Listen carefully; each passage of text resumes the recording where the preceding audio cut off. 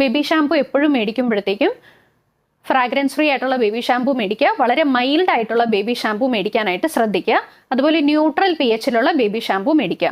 Neutral pH എന്ന് പറയുമ്പോൾ pH in between 5 to 7 ആയിരിക്കണം. 5.5 ആണ് ബെസ്റ്റ്. അപ്പോൾ ആ ഒരു pH നോക്കിയിട്ട് മേടിക്കുക. ബേബി ഷാംപൂസിൽ ഏറ്റവും നല്ലതായിട്ട് എനിക്ക് തോന്നിയിട്ടുള്ളത് സെറ്റാഫിലിൻ്റെ ഷാംപൂ നല്ലതാണ്, സെബാമെഡിൻ്റെ ഷാംപൂ നല്ലതാണ്, അവീനോ നല്ലതാണ്, സെരാവെ നല്ലതാണ്, മാമ എർത്തിൻ്റെ ബേബി ഷാംപൂ നല്ലതാണ്. എൻ്റെ അഭിപ്രായത്തിൽ ബോഡി വാഷ് ആണ് എപ്പോഴും നമ്മൾ ബോഡി സോപ്പിനേക്കാളും കുഞ്ഞുങ്ങളിൽ യൂസ് ചെയ്യുന്നതിന് നല്ലത്. ബിക്കോസ് നമ്മൾ ബോഡി സോപ്പ് യൂസ് ചെയ്യുമ്പോഴത്തേക്കും എപ്പോഴും നമ്മൾ മേ ബി വലിയ ആൾക്കാരുടെയും സോപ്പ് വയ്ക്കുന്ന സോപ്പ് പൊട്ടിയിൽ തന്നെയൊക്കെ ആയിരിക്കും നമ്മൾ വെക്കുന്നത്.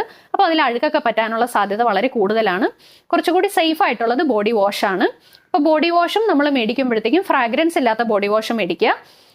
പാരബിൻ ഒന്നും ഇല്ലാത്ത, സൾഫേറ്റ് ഒന്നും ഇല്ലാത്ത കെമിക്കൽ ഫ്രീ ആയിട്ടുള്ള ബോഡി വാഷ് മേടിക്കാനായിട്ട് ശ്രദ്ധിക്കുക.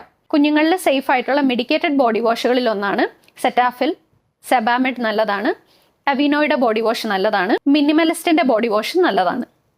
നെക്സ്റ്റ് കുഞ്ഞുങ്ങളിൽ യൂസ് ചെയ്യുന്ന ബേബി സോപ്പുകളാണ്.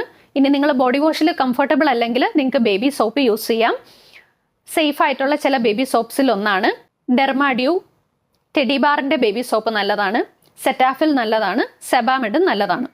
അപ്പോൾ ഇത്രയും കാര്യങ്ങളാണ് നമ്മൾ കുഞ്ഞുങ്ങളുടെ സ്കിൻ കെയറിൽ ശ്രദ്ധിക്കേണ്ടത്. കുഞ്ഞുങ്ങൾക്ക് വേണ്ടിയിട്ട് എന്തെങ്കിലും പ്രോഡക്റ്റ്സ് ഒക്കെ മേടിക്കുമ്പോൾ നമ്മൾ ഈ കാര്യങ്ങളൊക്കെയാണ് നോക്കേണ്ടത്. ഞാൻ ഈ പറഞ്ഞിട്ടുള്ളത് എൻ്റെ എക്സ്പീരിയൻസിലും സ്റ്റഡീസിലും കമ്പാരിറ്റീവ്ലി കുഞ്ഞുങ്ങൾക്ക് സേഫാണ്, കുഞ്ഞുങ്ങൾക്ക് ബെറ്റർ ആണെന്ന് തോന്നിയിട്ടുള്ള പ്രോഡക്റ്റ്സ് ആണ്. പക്ഷേ ഈ ഒരു വീഡിയോ എന്നല്ല, മറ്റാരുടെ ആയാലും ഏതെങ്കിലും ഒരു യൂട്യൂബ് വീഡിയോ കണ്ടിട്ട് നിങ്ങൾ കുഞ്ഞുങ്ങൾക്ക് വേണ്ടിയിട്ട് പ്രോഡക്റ്റ്സ് ചൂസ് ചെയ്യാതിരിക്കുന്നതാണ് എപ്പോഴും നല്ലത്. എപ്പോഴും ബെസ്റ്റ് ആയിട്ടുള്ളത് ഒരു ഡെർമറ്റോളജിസ്റ്റിനെയോ പീഡിയാട്രീഷ്യനെയോ കൊണ്ടുപോയിട്ട് കാണിക്കുക. എന്നിട്ട് നിങ്ങളുടെ കുഞ്ഞിൻ്റെ സ്കിൻ ടൈപ്പ് എന്താണെന്നുള്ളത് എക്സാക്ട്ലി നോക്കുക. എന്നിട്ട് ഡോക്ടറുടെ നിർദ്ദേശപ്രകാരം ഡോക്ടർ ഏത് പ്രോഡക്റ്റ് ആണോ സജസ്റ്റ് ചെയ്യുന്നത് അത് യൂസ് ചെയ്യുന്നതായിരിക്കും കേട്ടോ എപ്പോഴും സേഫ് ആയിട്ടുള്ളത്. കാരണം ഞാൻ തന്നെ ഇപ്പോൾ ഈ പറഞ്ഞ സോക്കോൾഡ് ലിസ്റ്റിൽ തന്നെ വളരെ സേഫ് ആണെന്ന് പറഞ്ഞിട്ടുള്ള മോയ്സ്ചറൈസറോ അല്ലെങ്കിൽ ബോഡി വാഷോ ഒക്കെ യൂസ് ചെയ്തിട്ട് പോലും അലർജി വരുന്ന കുഞ്ഞുങ്ങൾ OPD-യിൽ വന്ന് ഞാൻ കണ്ടിട്ടുണ്ട്. അപ്പോൾ അതുകൊണ്ട് ഓരോ കുഞ്ഞിൻ്റെ സ്കിന്ന് ഡിഫറെൻ്റ് ആയിരിക്കും. ചില കുഞ്ഞുങ്ങളുടെ സ്കിന്ന് ഡ്രൈ ആയിരിക്കും, ചില കുഞ്ഞുങ്ങളുടെ സ്കിന്ന് എക്സ്ട്രീംലി ഡ്രൈ ആയിരിക്കും. അപ്പോൾ നമ്മൾ ഈ പറയുന്ന പല മോയ്സ്ചറൈസറുകളും ആ കുഞ്ഞുങ്ങൾക്ക് ചിലപ്പോൾ യൂസ്ഫുൾ ആവണമെന്നില്ല. ഉദാഹരണത്തിന് ചിലപ്പോൾ സെറ്റാഫിലിൻ്റെ മോയ്സ്ചറൈസർ കുഞ്ഞിന് യൂസ്ഫുൾ ആവണമെന്നില്ല. പക്ഷേ എക്സ്ട്രീംലി ഡ്രൈ സ്കിൻ ആണെങ്കിൽ ചിലപ്പോൾ സെരാവയുടെ മോയ്സ്ചറൈസർ യൂസ് ചെയ്യുമ്പോഴായിരിക്കും ആ കുഞ്ഞിന് ബെറ്റർ ആയിട്ട് തോന്നുന്നത്. അത് കുഞ്ഞുങ്ങളുടെ സ്കിൻ ടു സ്കിൻ വേരിയേഷൻ അനുസരിച്ച് ചേഞ്ച് ആവും. അവർ താമസിക്കുന്ന സ്ഥലത്തിൻ്റെ കാലാവസ്ഥ അനുസരിച്ചിട്ട് മാറും. ഉദാഹരണത്തിന് ഇപ്പോൾ ദുബായിൽ ഇവിടെയൊക്കെ ആണെങ്കിൽ നല്ല ചൂടാണ്.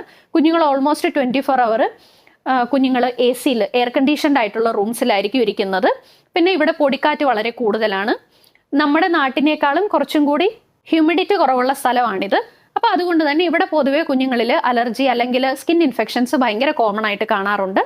അപ്പോൾ പേഴ്സൺ ടു പേഴ്സൺ അവർ താമസിക്കുന്ന സ്ഥലം മാറുന്നതനുസരിച്ചൊക്കെ കുഞ്ഞുങ്ങളിൽ നമ്മൾ യൂസ് ചെയ്യുന്നത് അവർക്ക് കുറച്ചുകൂടി ബെറ്റർ ആവുന്ന സ്കിൻ കെയർ പ്രോഡക്ട്സ് ചേഞ്ച് ആവും. അപ്പോൾ ഒരാൾക്ക് യൂസ്ഫുൾ ആയത് മറ്റൊരാൾക്ക് ചിലപ്പോൾ യൂസ്ഫുൾ ആവണമെന്നില്ല.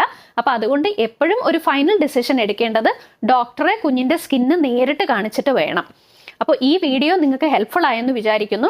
കുഞ്ഞുങ്ങളുടെ സ്കിൻ കെയർ റുട്ടീനെ കുറിച്ചിട്ട് ഒരു ബേസിക് ഐഡിയ കൊടുക്കുക എന്നുള്ളത് മാത്രമായിരുന്നു ഈ വീഡിയോയുടെ ഉദ്ദേശം. അപ്പോൾ ഞാൻ ഈ മെൻഷൻ ചെയ്തിരിക്കുന്ന എന്തെങ്കിലും പ്രോഡക്ട്സിനെ കുറിച്ചിട്ടോ അല്ലെങ്കിൽ എന്തെങ്കിലും ഡീറ്റെയിൽസിനെ കുറിച്ചിട്ടോ എന്തെങ്കിലും സംശയമൊക്കെ ഉണ്ടെങ്കിൽ ചോദിക്കുക.